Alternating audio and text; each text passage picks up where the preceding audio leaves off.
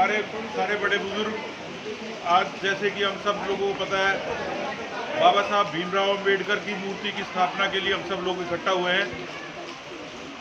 तो पहले एक बार सारे के सारे, एक बार बाबा साहब का एक बार जोरदार नारा, एक बार लगवा संजू, बाबा भीमराव अंबेडकर।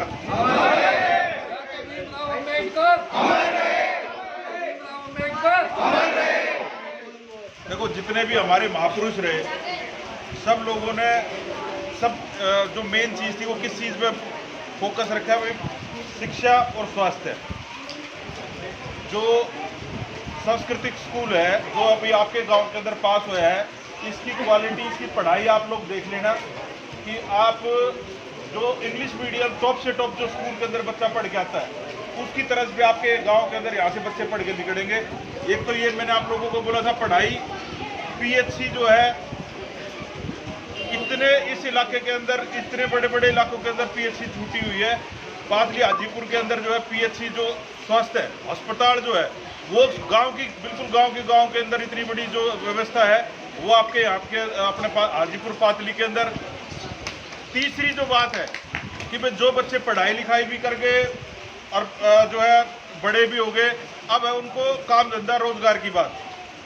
इस इलाके के अंदर ज़्यादातर जितने भी आप वेयर हाउसेज देख लीजिए, सबसे पहले जो विशाल से, टीपीजी से, और ये जो शुरुआत करी वी मार्ट से, वो सारी की सारी शुरुआत मैंने करी आज से 10-12 साल से भी ज़्यादा पहले से। अब इसको और बढ़ाने के लिए कि बच्चों को और ज़्यादा रोजगार मिले, आपको पता होगा कि मिंडा का काम कितनी स्पीड से चल रहा है। इतनी स्पीड से मिंडा का काम चल रहा है कि और वहाँ पे इतने ज़्यादा जो रोजगार है, इनके मालिक तो अभी दुबई में थे, उनसे बात करके पहले ही बता रखिए कि हमारे इलाके के अंदर जो भी पढ़े लिखे बच्चे होंगे सबको ये एडजस्ट करेंगे। ये पहले ही बात उसके अंदर काम शुरू। स्वास्थ्य हो गया, नौकरी होगी। अब जो है सबसे बड़ी बात है भाईचारा। मैं पातली हाजीपुर जो है आप लोगों का एहसान इसलिए नहीं भूल सकता कि कई बार आदमी के लंबे समय तक जब आदमी कोई संघर्ष करता है तो पीछा छोड़ देते हैं लोग, वाकई यार ये तो जीत नहीं रहा। लेकिन जुडोला, पातली और हमारे आसपास के गांव, मोहम्मदपुर, धनावास, खेटावास, ये जो आसपास के गांव, मुबारकपुर हो गया, फरूखनगर, मतलब जो हमारी ये वाली बेल्ट है, जो हम इसको जैसे हमारे धनवापुर के पास रेलवे लाइन बोलते हैं, इस रेलवे लाइन के इधर का इलाके के अंदर जो है वो एक हमारा अपना घर की तरह था। और 3 चुनाव में लोग बाग जो है वो छोड़ देते हैं साथ कि भाई टिकट नहीं मिल रही, या कोई मजबूत पार्टी की टिकट नहीं थी, यार ये है वो है, कई कारण हो जाते हैं कि जिसमें कि आदमी। लेकिन इस इलाके ने मेरा जो है वो कभी साथ नहीं छोड़ा। आप लोगों की वजह से हम विधानसभा में गए। पूरे हरियाणा में सबसे ज़्यादा, हमारे से ज़्यादा किसी की वोट आज तक नहीं आई। ये सब आप लोगों की देन थी। तो ये मेरी जिम्मेदारी थी कि जो आप लोगों से वादा करें वो पूरा करें। लेकिन फिर भी ये 2.5 साल जो मेरे हुए हैं, इस 2.5 साल में से 1.25 साल तो समझो कि इस जिंदगी में से काट दो, किसी हफ्ते के थे ही नहीं। हमारे को तो जो काम करने का समय जो मिला है वो 8 या 9 महीने मिले हैं।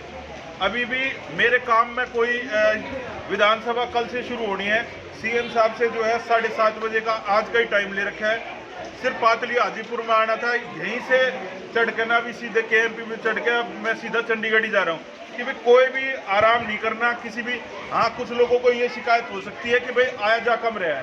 पहले तो मैं कोरोना के अंदर 1.25 साल जो है वो खो चुका, जनता खो चुकी, विकास कार्य धीरे हुए। और ईब भी जो है मैं यहीं पर अगर जो घूमता रह जाऊँगा शादी ब्याह में, तो फिर पता चलेगा कि जो आने वाला समय जो मैंने वादे करे थे, जो मैंने आपके लिए सोच रखा है, वो पीछे छूट जाएगा। तो मेरे आए जाए के उसके अंदर माफ़ी आप लोगों से। मेरी सबसे पहले जिम्मेदारी बनती है, जिसके लिए आपने मेरे को वोट दी थी इलाके के अंदर विकास के लिए, वो मेरी सबसे पहले जिम्मेदारी है। अभी मेरे पास 2.5 साल बाकी है।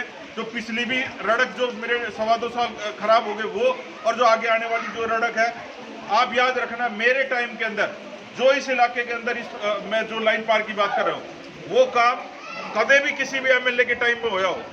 आप जो इंफ्रास्ट्रक्चर के मामले में ले लीजिए किसी, वो आप गिन लेना। कभी भी फरूखनगर इतना बड़ा कस्बा है, मतलब इतना बड़ा शहर है हमारे इस इलाके का, आए एमएलए गए एमएलए, आए रहे जाए रहे, इतने बड़े इलाके के लिए कभी कम्युनिटी सेंटर नहीं दिया। अरब कम्युनिटी सेंटर की लैंटर डल लिया।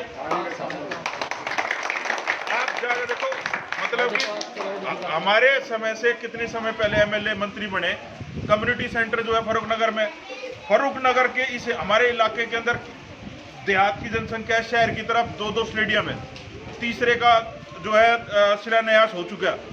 पहली बार इस इलाके के अंदर जो है आपका जो गौचारे की जो जमीन है उसके ऊपर जो है 10 करोड़ रुपए की लागत से बहुत तगड़ा स्टेडियम बनने जा रहा है। इसके ऊपर 10 करोड़ तो आज है फारूकनगर के अंदर एनहांस होके।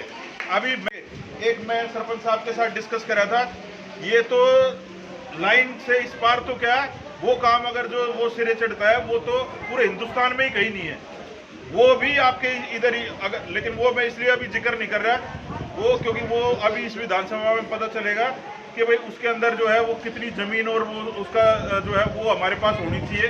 अगर वो होता है तो इस हिंदुस्तान में ही वो चीज़ नहीं है जो आपके हमारे इधर आ जाएगी। वो होने के बाद तो मेरे ख्याल में कोई घर ऐसा बचेगा जिसके पास काम धंधा ना हो। पूरी दुनिया से लोग यहाँ पे आएंगे देखने के लिए।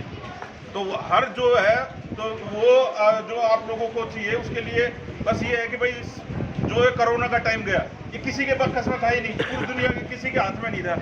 तो इसीलिए आप सब लोगों का फिर से आज मूर्ति स्थापना पे बहुत बहुत सब लोगों का बहुत बहुत धन्यवाद कि आप लोगों ने बुलाया, स्वागत करा। और मैं